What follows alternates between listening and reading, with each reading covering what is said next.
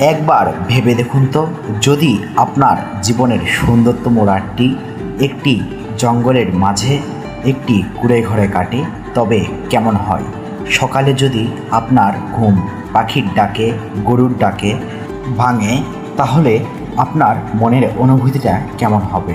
ওটি একটি ছোট্ট গ্রাম যেটি অবস্থিত নওগাঁর সাপাহারে।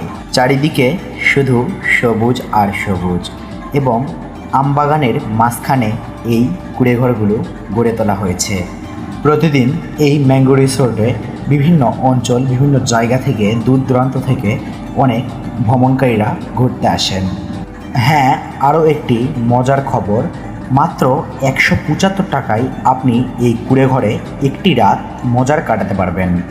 তাহলে আপনারা সবাই এই জায়গাটিতে আসবেন। ধন্যবাদ। আবার নতুন কোনো ভিডিও নিয়ে আপনাদের সাথে দেখা হবে।